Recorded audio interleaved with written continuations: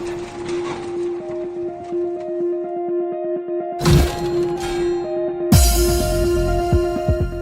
Dear student, आज हम अपने इस वीडियो सेशन में देखने वाले हैं आरबीएसई क्लास 12th। हमारा चैप्टर चल रहा था चैप्टर नंबर 5। हमने 5.1 एक्सरसाइज पूरी कर ली थी। पीछे वाले वीडियो में हमने देखा था एप्लीकेशन ऑफ डिटर्मिनेंट देखा था। उसके बाद हमने सारे क्रेमर विधि देखी थी। क्रेमर विधि के बाद में हमने मैट्रिक्स की सहायता से दिए गए इक्वेशन को सिद्ध करना देखा था। आज हम अपने इस वीडियो सेशन में देखने वाले हैं एग्जाम्पल नंबर 15 और एग्जाम्पल नंबर 16। एग्जाम्पल नंबर 15 परीक्षा की दृष्टि से बहुत ही इंपॉर्टेंट क्वेश्चन है, very very important question. Question में इस प्रकार से दिया हुआ है, ए कोई मैट्रिक्स है तथा दूसरा मैट्रिक्स बी है। तो फर्स्ट ऑफ ऑल हमें ए बी यानी ए को बी से गुणा करना है तथा इस ए बी की सहायता से इन दिए गए रैखिक समीकरणों को हल करना है। यानी आपको क्या करना है, इस ए बी की सहायता से ए इनवर्स फाइंड करना है। जैसे लीनियर इक्वेशन दी गई हो, लीनियर इक्वेशन देने पर हम क्या करते हैं, एक्स बराबर करते हैं ए इनवर्स इंटू बी। अब ए इनवर्स जो आएगा आपको इस ए बी की सहायता से ही ज्ञात करना है। आपके पास ए दिया हुआ है, बी दिया हुआ है, तो सबसे पहले फर्स्ट ऑफ ऑल मैं ए को बी से गुणा करता हूं। तो जैसे ही मैं ए को बी से गुणा करता हूं तो मेरे पास में आ जाएगा, देखिए ए बी बराबर ये लिखा हुआ है 1 2 0 -1 3 and 1, यहाँ 0 4 2। ये मेरे पास a की वैल्यू है और गुणा में मैं b की वैल्यू लिख देता हूँ। यहाँ 2 माइनस का 4 2, ये 2 2 -1 -4 एंड प्लस के 5। ये इस प्रकार से मैंने a और b दोनों की वैल्यू लिख दी। अब मैं a को b से मल्टीप्लाई करता हूं तो a को b से मल्टीप्लाई करने पर वैल्यू क्या क्या बचेगी वो देखिएगा। 1 इंटू 2 यानी 2, -1 इंटू -4 माइनस प्लस का 4, 0 को किसी भी नंबर से मल्टीप्लाई करो 0, 1 इंटू 2 2 प्लस ये -1 इंटू 2 है तो यहाँ -2 आ जाएगा और आगे 0 को किसी भी नंबर से गुणा करते हैं तो कितना आता है 0। नेक्स्ट -4 इंटू 1 तो आ जाएगा माइनस का 4, -1 इंटू -4 माइनस प्लस का 4 और नेक्स्ट 0 को किसी भी नंबर से गुणा करेंगे तो 0 आ गया। जो फर्स्ट रो है इनका तीनों कॉलम के साथ मल्टीप्लाई हो गया। अब मैं सेकंड रो के अकॉर्डिंग देखता हूँ। 2 इंटू 2 आ गया मेरे पास 4, 3 इंटू -4 तो आगे माइनस के 12 है। अब यहाँ 4 इंटू 2 8 और आगे बढ़ते हैं। 2 इंटू 2 ये हो गया 4, 3 इंटू 2 ये हो गया 6, 4 इंटू -1 तो माइनस के 4, 2 इंटू -4 तो माइनस के 8, 3 इंटू -4 तो -12 है, 4 इंटू 5 तो प्लस के 20। जो थर्ड रो है उसके अकॉर्डिंग देखेंगे तो 0 इंटू 2 0, 1 इंटू -4 -4, 2 इंटू 2 2 2 जा 4 हो गया, 0 इंटू 2 आगे देखेंगे 1 इंटू 2 ये प्लस का 2, 2 इंटू -1 ये -2, 0 इंटू -4 0, 1 इंटू -4 तो -4, 2 इंटू 5 ये हो गया 10। इस प्रकार से हमारे पास वैल्यू आ रही है और ये वैल्यू किसकी है, ए बी की। तो ए बी बराबर मेरे पास में क्या आ रहा है देखिएगा, 4 + 2 यानी 6। यहाँ मेरे पास देखिए जितना प्लस का है उतना ही माइनस का है तो यहाँ पर मेरे पास 0, यहाँ पर भी मेरे पास 0, ये 2 से 2 कैंसिल हो गया मेरे पास 0। यहाँ देखिए ये 4 से 4 कैंसिल हो गया, यहाँ पर मेरे पास बच गया 6, ये वाला हो गया 0, ये वाला 0, ये वाला 0 और यहाँ पर कितने बच गए 6, सारे कैंसिल हो गए। यहाँ पर मेरे पास ऐसा बच गया। इसको मैं क्या लिख सकता हूँ देखिएगा, इसमें से मैं कॉमन ले लेता हूँ 6, अंदर बचेगा मेरे पास में आइडेंटिटी मैट्रिक्स यानी इकाई मैट्रिक्स। ये इस प्रकार से मेरे पास एक इकाई मैट्रिक्स आ गया। अब इस आइडेंटिटी मैट्रिक्स का क्या करेंगे, इसकी जगह में क्या लिख सकता हूँ आई, तो मेरे पास में ऐसा कुछ आ जाएगा देखिए, ए बी बराबर ये 6 इंटू आई, तो यहाँ मैं आई रख देता हूँ और 6 जो है वो इधर लेफ्ट हैंड साइड में लेकर के आ जाता हूँ। ठीक है, मेरे पास में आ गया ए बी अपॉन 6, क्या आ गया ए बी अपॉन 6, या फिर इस 6 को आगे रखो तो मेरे पास में क्या आया था देखिए, अच्छी प्रकार से देखते हैं, आपको कभी कोई दिक्कत नहीं आएगी। ये 6 आई आया मेरे पास में।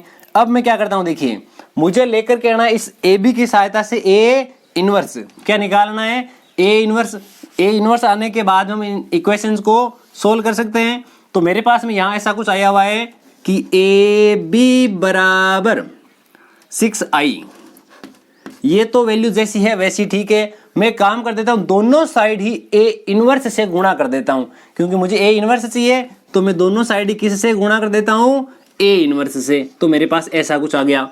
जैसे ही मैंने ए इनवर्स से गुणा किया, मुझे एक चीज का पता है। क्या पता है, देखिएगा, यदि किसी मैट्रिक्स को उसके इनवर्स से गुणा किया जाए तो आइडेंटिटी मैट्रिक्स आती है, इकाई मैट्रिक्स आती है। तो a इंटू ए इनवर्स हो जाएगा आइडेंटिटी मैट्रिक्स इंटू बी बराबर 6 into identity matrix into A inverse.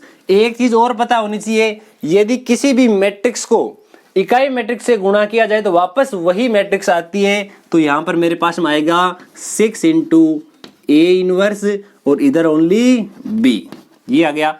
मुझे तो केवल ए इनवर्स चाहिए था, तो ए इनवर्स मेरे पास यहाँ आ गया। देखिए A inverse is equal to, ये बी तो है ही, बी के ये लिखा है 6/1 या इंटू में 6 है, इधर आएगा डिवाइड में हो जाएगा, तो 1/6 इंटू बी, ये मेरे पास यहाँ से ए इनवर्स आ जाएगा। तो मैं लिख देता हूँ यहाँ पर, देखिएगा A inverse is equal to 1/6 और बी हमारे पास में क्या मैट्रिक्स दी हुई है, ये रही बी की वैल्यू, लिखा हुआ है 2 -4 2 2 2 1 2 2 -1 -4 एंड प्लस के 5। इस प्रकार से हमने ए इनवर्स की जो वैल्यू है वो फाइंड आउट कर ली है। किसकी सहायता से, ए बी की सहायता से। क्वेश्चन में हमें कैसा दिया गया था कि सबसे पहले ए बी ज्ञात करो और इसकी सहायता से इन समीकरणों को हल करना है। तो हमने क्या ज्ञात कर लिया, ए इनवर्स हल कर लिया। अब देखिए, अब इसको मैट्रिक्स फॉर्म में लिखेंगे इन दी गई इक्वेशंस को और उसके बाद उनका सॉल्यूशन निकालते हैं। तो pause the video and right now. अब मैं आगे बढ़ता हूं, देखिएगा किस प्रकार से हम इन इक्वेशंस की सहायता से एक्स वाई और जेड तीनों की वैल्यू फाइंड आउट करते हैं। देखिएगा बहुत ही शानदार वीडियो है। अक्सर इसी प्रकार के प्रश्न जो है एग्जाम में बार बार पूछे जाते हैं। ये देखिए ए इनवर्स की वैल्यू की आगे आवश्यकता होगी, उसको मैंने रख लिया। अब देखिए, अब मैं लिख देता हूं कि ये मेरे पास फर्स्ट इक्वेशन है। पहले किसके रूप में लिखना है, मैट्रिक्स के रूप में। तो मैं यहाँ मैट्रिक्स बनाता हूं। देखिए मैट्रिक्स, x का गुणांक, x का कोफिशिएंट है 1, y का कोफिशिएंट है 1। देखिएगा इसमें x और y है, इसमें x y z तीनों है, इसमें y और z तीनों है, यानी कोफिशिएंट यानी गुणांक तो हमें x y और z तीनों के ही लिखने पड़ेंगे। x और y के मैंने लिख दिया, z है ही नहीं तो z का कोफिशिएंट यानी हो जाएगा 0। और आगे बढ़ेंगे तो सेकंड इक्वेशन है, इसमें 2 3 4, यहाँ लिख देता हूँ 2, यहाँ 3, यहाँ पर 4। जो थर्ड इक्वेशन है, यहाँ x की वैल्यू तो 0 है, y की 1 है और आगे 2 है, तो यहाँ 0 है, 1 एंड 2। ये तीनों के तीनों किसके कोफिशिएंट है, x के, y के और z के। यहाँ तक हमने लिख दिया। इसके बराबर मेरे पास में कुछ ऐसा आ रहा है कि क्या आएगा, कांस्टेंट वैल्यू। पहले के लिए 3, दूसरे के लिए 17, तीसरे के लिए 7। यहाँ हमने ऐसा कुछ लिख दिया। अब इसके बाद में क्या करना होता है, ये होता है ax बराबर b। क्या होता है, ax बराबर b। अब देखिए मैंने लिखा a, क्या a वही वैल्यू है जो हमें क्वेश्चन में गिवन थी? हाँ ये वही वैल्यू है। ये b की वैल्यू तो नहीं है, तो b हमें दूसरा मैट्रिक्स मानना है। इसको मैं मान लेता हूँ c, या c d e f कुछ भी मान सकते हो, मैं मान लेता हूँ c। मेरे पास में आ गया x इंटू ए बराबर c, और यहां से मैं क्या कह सकता हूं कि x इज इक्वल टू क्या आएगा, यहां पर x इज इक्वल टू क्या आ जाएगा, a inverse into c, a inverse into c। अब मेरे पास में a इनवर्स की वैल्यू है, c की वैल्यू है, इन दोनों को आपस में मल्टीप्लाई करते हैं, वैल्यू क्या आएगी देखिए। तो x बराबर a इनवर्स, ये रहा a इनवर्स 1/6 लिखा हुआ है, 2 -4 यहाँ ओनली 2, और आगे लिखा हुआ है 2 2 -1 -4 प्लस का 5। इसको मुझे इंटू करना है किससे, यहाँ लिखा है 3 17 एंड 7। इन दोनों मैट्रिक्स को आपस में मल्टीप्लाई करते हैं तो देखिए क्या कुछ वैल्यू निकल के आती है।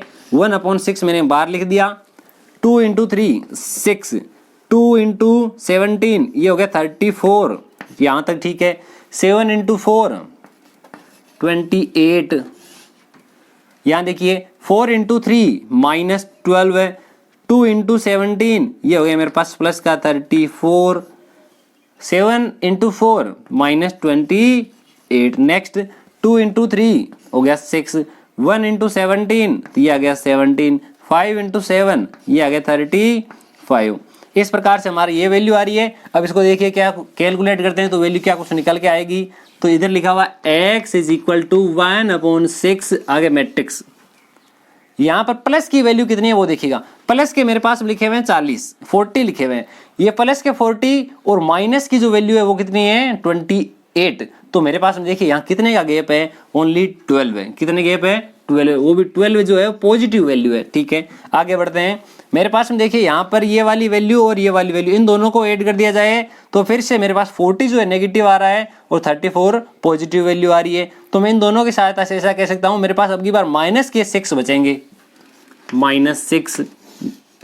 नेक्स्ट एंड लास्ट क्या हो जाएगा, ये देखिए यहाँ पर मेरे पास 35 जो है वो किसकी वैल्यू है, प्लस के। ये 6 है, ये भी किसके हैं, ये भी मेरे पास में प्लस के। जैसे मैंने इन दोनों को ऐड किया मेरे पास कितना हो गया 41 जो मेरे पास वैल्यू है वो है प्लस की और माइनस की वैल्यू कितनी है, ये है मेरे पास 17। 41 में से जैसे मैं 10 माइनस करता हूँ तो 31 में से मुझे कितने माइनस करने हैं, 7 माइनस करने हैं। तो देखिए 30 में से 6 माइनस करेंगे 24 आ जाएगा, 24। और ये वाली जो वैल्यू है वो आप देख सकते हो ये प्लस की आ रही है या माइनस की। बड़ी वैल्यू प्लस की थी तो प्लस की आ जाएगी। ठीक है अब मैं इस 1/6 से अंदर मल्टीप्लाई कर देता हूँ और x की जगह में x, y और z की वैल्यू पुट कर देता हूँ। तो यहाँ देखिएगा इससे डिवाइड करेंगे तो 12 जो है 6 से 2 टाइम डिवाइड हो जाएगा, 6/6 -1 हो जाएगा और यहाँ पॉजिटिव 4 हो जाएगा। तो यहाँ से हमने क्या देखा, हम ऐसा लिख सकते हैं कि अतः x की वैल्यू, y की वैल्यू तथा z की जो वैल्यू आनी थी हमारे पास में, x की वैल्यू तो आई +2, y की वैल्यू -1 एंड z की जो वैल्यू है प्लस के 4। इस प्रकार से हमारा ये जो एग्जाम्पल नंबर 15 है वो यहाँ कंप्लीट होता है। आपको ये एग्जाम्पल किस प्रकार लगता है अपने दोस्तों में शेयर करें। अगर अच्छा लगता है तो कमेंट सेक्शन में लिखकर इसका जवाब जरूर दे। अब हम इसका नेक्स्ट एग्जाम्पल नंबर जो है 16 वो देखते हैं उसमें क्या दिया हुआ है। बहुत ही शानदार है ये एग्जाम्पल नंबर 15 और 16 दोनों के दोनों। हमारा उदाहरण नंबर 16, उदाहरण नंबर 16 में दिया हुआ है निम्न समीकरण निकाय को हल करो। हमें इक्वेशन देखिए जो दी हुई है वो हमें मैट्रिक्स फॉर्म में दी हुई है। पहले इन मैट्रिक्स की सहायता से हमें इक्वेशन फाइंड आउट करनी है कि कौन सी इक्वेशन है और उसके बाद में हमें क्या करना है, उनको हल करना है। तो देखिए सबसे पहले हम क्या करेंगे, इन दोनों से इक्वेशन फाइंड आउट करते हैं। इक्वेशन किस प्रकार से आएगी, यहाँ इधर दोनों जो मैट्रिक्स है ये दोनों गुणा, में इन दोनों को आपस में गुणा करता हूँ तो मेरे पास में ऐसा कुछ आएगा। देखिए 3 × x तो यहीं पे लिख देते हैं 3 × x मेरे पास हो जाएगा 3, 0 × y 0, 3 × z तो ये हो गया मेरे पास 3z, यहाँ आएगा 3x प्लस इसको 0 से गुणा किया, 0 लिखने की आवश्यकता नहीं है तो 3x प्लस 3z हो गया। यहाँ तक तो ठीक है। यहाँ देखिए 2 × x तो यहाँ आ गया मेरे पास 2x, 1 × y तो मेरे पास आ गया y और 0 × z तो 0 लिखने की आवश्यकता नहीं है। 4 × x तो ये आ गया 4x, 0 × y तो y 0 बार है, लिखने की आवश्यकता नहीं है। 2 × z तो ये 2 × z, ये वाला मेरे पास मैट्रिक्स आ चुका है। अब इस मैट्रिक्स के राइट हैंड साइड में मेरे पास कौन सा मैट्रिक्स आता है वो भी देख लीजिएगा। ये दोनों मैट्रिक्स आपस में जोड़ने हैं, यानी दोनों को योग कर देते हैं। 8 + 2y, यहाँ लिखा 1 + z, यहाँ लिखा गया 4 + 3y। इस प्रकार से मेरे पास में दो मैट्रिक्स बन गए। अब इन दोनों मैट्रिक्स का आपस में कंपैरिजन करते हैं, तुलना कर देते हैं। देखिए फर्स्ट से फर्स्ट की ओर 3x + 3z = यहाँ क्या बनेगा, बराबर राइट हैंड साइड मेरे पास आएगा 8 + 2y। इसकी सहायता से मैं क्या लिख सकता हूँ, मैं लिख सकता हूँ कि 3x as it is, 3z जो है वो भी एज इट इज, ये 2y जो है उसको मैं इधर लेके आ जाता हूँ। उसका क्या करेंगे, उसको इधर लेके आ जाते। 2y उधर प्लस का था, यहाँ आएगा तो मेरे पास हो जाएगा माइनस की वैल्यू और ये प्लस का जो 3z है बराबर मेरे पास बचेगा 8। ये मेरे पास फर्स्ट इक्वेशन आ गई। क्या हो गया, पहली समीकरण आ गई। अब दूसरे वाला जो लिखा है मेरे पास इस प्रकार से है कि 2x plus y is equal to 1 plus z. इसकी सहायता से मैं ऐसा लिख सकता हूं, ये 2x प्लस वाई तो एज इट इज है, ये वाई जेड जो इधर माइनस का हो जाएगा आने पर, आगे प्लस का है, इधर आएगा तो ये हो गया माइनस का। और इसको मैं देता हूं इक्वेशन नंबर सेकंड। जो थर्ड फॉर्म दिया हुआ है वो इस प्रकार से है कि 4x plus 2z is equal to 4 plus 3y, ऐसा कुछ दिया हुआ है। तो ये 4x लिख देता हूं मैं, 4x, ये 3y पहले लिखेंगे, इधर आएगा तो माइनस का हो जाएगा, ये 3y प्लस z कितने बार है, ये 2 time, 2z is equal to 4। ये मेरे पास थर्ड इक्वेशन आ गई। मेरे पास इक्वेशन फर्स्ट, सेकंड और थर्ड तीनों आ चुकी है। अब देखिए इन तीनों समीकरणों की सहायता से मुझे x, y और z तीनों की वैल्यू फाइंड आउट करनी है और मैट्रिक्स फॉर्म में लिख करके करनी है। हमें क्या करना है, इन तीनों से पहले इन तीनों को मैं मैट्रिक्स फॉर्म में लिख देता हूं। जैसे इन तीनों को मैट्रिक्स फॉर्म में लिखेंगे तो मेरे पास मैट्रिक्स इस प्रकार से बनेंगे। देखिएगा ये फर्स्ट इक्वेशन है, यहां लिख देता हूं 3 - 2 एंड 3, 3 - 2 और यहां पर 3, ये बन गया। सेकंड वाला 2 1 - 1, 2 1 - 1। थर्ड वाला 4 - 3 एंड 2, 4 - 3 एंड 2। ये सारे के सारे किसके कोफिशिएंट है, x, y और z, इन तीनों के कोफिशिएंट है। बराबर मेरे पास में जो कांस्टेंट वैल्यू है वो कितनी कितनी है, 8 1 एंड 4, 8 1 एंड ये वाला 4। अब देखिए ये मेरे पास में लिखा हुआ है इस फॉर्म में कि a इंटू एक्स बराबर b, a इंटू एक्स बराबर लिखा हुआ है b। तो यहां से मेरे पास में आ जाएगा x बराबर a इनवर्स इंटू b। अब सबसे पहले मुझे एक वैल्यू याद करनी है a इनवर्स की। जैसे ही हमें a इनवर्स याद करना होता है, a इनवर्स के लिए डिटर्मिनेंट ऑफ a की वैल्यू याद की जाती है। अगर वो 0 के बराबर है तब तो a इनवर्स पॉसिबल नहीं है, और अगर वे a इनवर्स, a का जो डिटर्मिनेंट है, a का डिटर्मिनेंट अगर 0 के बराबर नहीं है तब ये एग्जिस्ट करता है। तो फर्स्ट ऑफ ऑल मैं क्या याद करता हूं, डिटर्मिनेंट ऑफ a। तो यहां लिख देता हूं, देखिएगा डिटर्मिनेंट ऑफ a बराबर लिखा हुआ a की वैल्यू 3 to 4, 3 2 4, यहां लिखा हुआ है -2 1 एंड -3, यहां लिखा है 3 -1 एंड 2। अब इनको हल करते हैं। इनको जैसे हल करेंगे तो मेरे पास में आएगा determinant of a is equal to 3 कोष्टक 2 इंटू 1 2 -3 -1 माइनस प्लस का 3 हो जाएगा। तो ये लिख दिया, ये ऑलरेडी पहले से है ही हमारे पास में, माइनस ये माइनस का 2 तो माइनस माइनस हो गया प्लस का, 2 2 जा 4, -4 1 जा -4, माइनस और माइनस मिलकर के प्लस हो गया, प्लस के 3 ब्रैकेट में 3 इंटू 2 -6, 4 इंटू 1 -4। तो देखिए यहाँ पर मेरे पास वैल्यू क्या बचती है, यहाँ बचेगा मेरे पास में कितना, -1, -1 को 3 से इंटू करोगे तो -3, ये प्लस का 4 + 4 8, 8 इंटू 2 16, यहाँ -10 इंटू 3 तो -30, यहाँ तक ठीक है, -30 और यहाँ पर लिखा है 16। इन दोनों को अगर कैलकुलेट किया जाए तो मेरे पास बचेगा -14 और ये रहा 3, -17 आ गया मेरे पास। ये जो वैल्यू आई है 0 के बराबर नहीं है, इसलिए मैं क्या कह सकता हूं कि हमारे पास जो a इनवर्स आएगा वो a इनवर्स का अस्तित्व है। a इनवर्स जो है वो एग्जिस्ट करता है, a इनवर्स का अस्तित्व है, a इनवर्स एग्जिस्ट करता है। अब ठीक है, अब a इनवर्स निकालते कैसे हैं, उसके लिए ये होता है फॉर्मूला कि a inverse is equal to adjoint of a upon determinant of a। ये होता है a इनवर्स निकालने का फॉर्मूला। अब मुझे पहले किसकी वैल्यू निकालनी पड़ेगी, एडजॉइंट ऑफ a की। तो निकालते हैं, देखिए adjoint of a, adjoint of a, adjoint of a के लिए मेरे पास क्या करना है, मुझे मेरे पास में यहाँ 9 एलिमेंट है, या तो 9 के अलग अलग सेकंड लिख लो या सीधा ही मैं देखिए किस प्रकार से लिख रहा हूँ। मैं यहाँ लिख देता हूँ, इसके लिए होगा पहला जो प्लस का होता है, प्लस के लिए ये वाला मेथड 1 2 3 4 आएगा। तो इनके लिए आएगा मेरे पास में 1 -1 -3 एंड 2, ये वाला हो जाएगा। सेकंड वाला होता है माइनस का, तो उसके लिए कौन कौन से नंबर है वो देखिएगा। यहाँ लिखा है 2 - 1, 2 - 1 4 एंड 2। थर्ड वाला जो है वो प्लस का होता है और किस प्रकार का आएगा वो भी देखिएगा। ये वाला होगा 2 1 4 3, 2 1 4 -3। फर्स्ट रो के तीनों एलिमेंट हो गए। सेकेंड रो की बात करते हैं। सेकेंड रो ये होता है माइनस का, तो ये माइनस का चिन्ह लगा दिया मैंने, ये लो। अब मैं बात करता हूँ इसके सारे एलिमेंट की। इसका एलिमेंट क्या होगा, -2 +3 -3 एंड 2।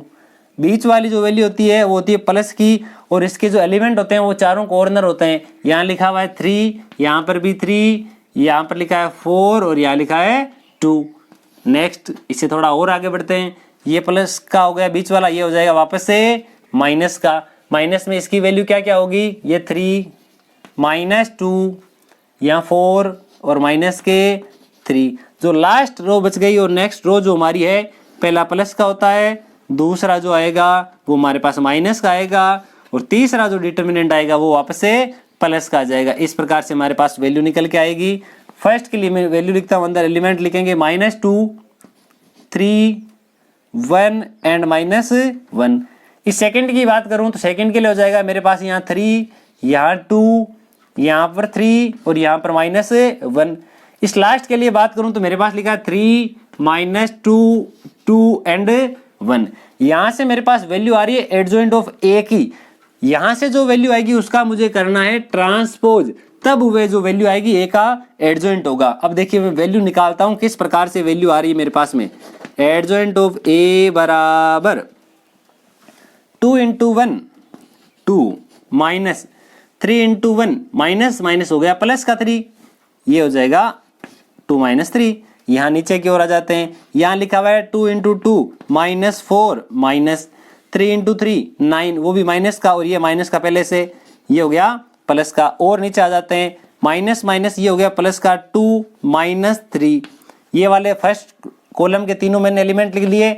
अब सेकंड जो कॉलम है उसके जो एलिमेंट है, फर्स्ट होगा नेगेटिव, सेकंड होगा पॉजिटिव, थर्ड वापस से किसका हो जाएगा, नेगेटिव। तो देखिएगा 2 × 2 होता है 4, 4 × 1 -4 और ये हो गया प्लस का 4। 3 × 2 होता है 6, 3 × 4 होता है 12, 3 × -1 होता है -3 और 2 × 3 होता है 6। अब लास्ट वाले जो तीनों एलिमेंट है उन तीनों एलिमेंट में फर्स्ट और लास्ट दोनों पॉजिटिव होते हैं, बीच वाली वैल्यू नेगेटिव होती है। तो यहाँ से देखिएगा मेरे पास क्या कुछ वैल्यू निकल के आती है। इस पूरे का ट्रांसपोज करना लास्ट में। यहाँ से 2 × 3 -6, 4 × 1 -4, 3 × -3 तो -9, -4 × 2 -8 और ये हो जाएगा प्लस का 8। यहाँ से 3 × 1 मेरे पास हो गया 3, -2 × 2 -2 है -4, तो यहाँ हो जाएगा प्लस का 4। यहाँ से मेरे पास एडजॉइंट ऑफ ए की वैल्यू आ रही है। एडजॉइंट ऑफ ए आ जाएगा। एडजॉइंट ऑफ ए को मैं देखिए यहाँ इसको सही लिख देता हूँ। तो पहले pause the video and right now. आप यहाँ तक पहले आसानी से लिखिए, उसके बाद में ये वाला क्लियर कर देता हूँ और इसकी जगह हम आगे का क्वेश्चन हल कर देते हैं। इसके साथ इन जितने भी लिखा हुआ इनमें से हमें आगे कुछ भी नहीं चाहिए होगा, हमें केवल x और y और z तीनों के वैल्यू फाइंड आउट करनी है। मेरे पास में देखिए यहाँ जो क्वेश्चन है ये वाली मैं लाइन रख देता हूँ। क्यों रखेंगे, क्योंकि मेरे पास ये तो a की वैल्यू है और ये वाली वैल्यू b की है। लास्ट में b की वैल्यू से मुझे तुलना करनी पड़ेगी, तो ये वैल्यू पड़ी हुई है। इससे आगे बढ़ जाते हैं। इससे आगे जैसे ही हम बढ़ जाएंगे तो मेरे पास में क्या कुछ वैल्यू निकल के आती है वो देखिएगा। Adjoint of A, adjoint of A बराबर ये मेरे पास वैल्यू आ रही है। ये देखिए उसका ट्रांसपोज भी करना, मैं साथ ही साथ ट्रांसपोज कर रहा हूँ, इनकी वैल्यू भी निकाल रहा हूँ। -1, ये -1, यहाँ 8, ये भी माइनस के, यहाँ आएंगे इसको मैं ऐसा लिख देता हूँ ट्रांसपोज हो जाएगा। तो लिख दिया मैंने -8। यहाँ पर -10, ये लिखा मैंने -10। सेकेंड में आ जाते हैं, ये -4 है, +9 है, +5 और ये हो गया -5, -5। यहाँ पर मेरे पास देखिए -6 बचेंगे, ये लिखा मैंने -6। यहाँ पर मेरे पास देखिए -1 बचा, ये हो गया +1। यहाँ पर -3 और +2 है तो -1 बचेगा, तो -1 बच गया। और यहाँ पर मेरे पास -9 और ये हो गए +9। लास्ट जो बच गया +7 है, ये मैंने लिख दिया +7। ये मेरे पास आ गई एडजॉइंट ऑफ ए की वैल्यू। जो एडजॉइंट ऑफ ए की वैल्यू आई है उसकी सहायता से मुझे निकालना है ए का इनवर्स। ए का इनवर्स क्या होता है, पहले तो मुझे लिखना एडजॉइंट ऑफ ए, यानी कि -1 -8 -10 और -5 -6 ये +1 -1 9 एंड 7। अब इसके अंदर भाग लगाना है मुझे किसका, डिटर्मिनेंट ऑफ ए का। किसका भाग लगाना है, डिटर्मिनेंट ऑफ ए का। तो यहाँ लिखा माइनस के 17, तो यहाँ लिख देता हूँ 1/-17। आप चाहो तो यहाँ इस माइनस को हटा सकते हो। कैसे हटाएंगे माइनस को, अंदर ज्यादातर वैल्यू जो है माइनस की है, इसको माइनस वाले साइन को अंदर भेज दो, ये वाले 3 जो है नेगेटिव हो जाएंगे, बाकी सारे पॉजिटिव हो जाएंगे। आप उस प्रकार से भी इसको हल कर सकते हो, कोई दिक्कत नहीं है, सेम आंसर हमारे पास आने वाले हैं। तो देखिएगा हम इसे आगे बढ़ाते हैं। मेरे पास में ए इनवर्स की वैल्यू आ गई। मैंने क्या बोला था, एक्स की जो वैल्यू आएगी वो कहां से आएगी, ए इनवर्स को मुझे बी से गुणा करना है। ए इनवर्स आ गया, बी मेरे पास पहले से लिखा हुआ है। अब मैं ए इनवर्स को बी से गुणा करता हूं तो मेरे पास में वैल्यू क्या आएगी देखिएगा। तो pause the video and right now. अब मैं गुणा करता हूं दोनों मैट्रिक्स को। जब एक मैट्रिक्स को दूसरी मैट्रिक्स से मल्टीप्लाई किया जाता है तो उनकी वैल्यू किस प्रकार से फाइंड आउट की जाती है, और उसके बाद में हम एक्स वाई और जेड तीनों की वैल्यू किस प्रकार से निकालते हैं वो देखिएगा, ध्यान दीजिएगा थोड़ा सा। एक्स बराबर होता है A inverse into B. A inverse क्या है मेरे पास, यहाँ इस माइनस साइन को मैं अंदर गुणा कर रहा हूँ, ठीक है। यहाँ लिखा है 1/17, यहाँ बचेगा 1 5 एंड 1, तीनों प्लस के हो गए। यहाँ लिखा है 8 6, ये 9 हो गया माइनस का। यहाँ लिखा हुआ है 10, या 1 हो जाएगा माइनस का, 7 भी हो जाएगा माइनस का। ये मेरे पास ए इनवर्स की वैल्यू, इसको मुझे किससे गुणा करना है, इस वाली वैल्यू बी से। 8 1 एंड 4, 8 1 एंड 4। अब देखिएगा x बराबर क्या कुछ आ रहा है, 1/17 ब्रैकेट में। अब देखते हैं 8 × 1, 5 × 1, 4 × 1, ये मैंने तीनों के तीनों लिख दिए। आगे और बढ़ते हैं, 8 × 8 64, 6 × 1 ये हो गया 6, 9 × 4 ये हो गया 36। यहां तक भी ठीक है। लास्ट रो बच गए मेरे पास 10 × 8 80, -1 × 1 ये हो गया, -7 × 4 28। ये सारी कुछ वैल्यू बच रही है। x इज इक्वल टू 1/17 और यह मैट्रिक्स बच रहा है मेरे पास में। देखिए इन तीनों को ऐड करने पर आ रहा है 17। अब इनको भी ट्राई कर लेते हैं। प्लस के मेरे पास में लिखा है 70 और माइनस की वैल्यू है 36, तो मेरे पास में यहाँ कितना बचेगा। पहले मैं अगर 70 में से कितने माइनस कर दूं 30, तो मेरे पास बचेंगे 40। 40 में से भी कितने माइनस कर दो, ये वाले 6, तो बचेगा 34। जो बड़ी वैल्यू है वो प्लस की, इसलिए प्लस का आंसर आएगा। अब मैं बात करता हूँ इसकी। मेरे पास में 80 जो है वो है पॉजिटिव वैल्यू, और नेगेटिव वैल्यू मेरे पास में कितनी है वो भी देख लीजिएगा। नेगेटिव वैल्यू मेरे पास में 29, तो मेरे पास 51 बचेगा। तो यहाँ लिख देता हूँ 51। अब इन तीनों में से मैं क्या करता हूँ, इस 1/17 को अंदर मल्टीप्लाई कर देता हूँ, और यहाँ x की जगह मैं लिखता हूँ x y and z। Matrix लिख दिया मैंने। तो यहाँ देखिए 17/17 1, 34/17 2, इसमें इसका 51 में डिवाइड करेंगे 17 से आ जाएगा 3। तो यहाँ से अगर तुलना करता हूँ तो मेरे पास में इस प्रकार से आता है कि अतः x y एंड z इन तीनों की जो वैल्यू निकल के आ रही है, x is equal to 1, y is equal to 2 and z is equal to 3। इस प्रकार से हमने आज के इस वीडियो में एक उदाहरण नंबर 15 और उदाहरण नंबर 16 दोनों कंप्लीट किए हैं। दोनों में से कौन सा उदाहरण आपको अच्छा लगता है नीचे कमेंट सेक्शन में लिखकर जरूर बताएं। अगर आपको हमारे इस चैनल के वीडियो अच्छे लग रहे हो तो वीडियो को लाइक करें, हमारे इस चैनल को सब्सक्राइब करें और बेल आइकन को भी प्रेस करें। वीडियो को शुरू से लेकर अंत तक देखने के लिए आपका बहुत बहुत धन्यवाद।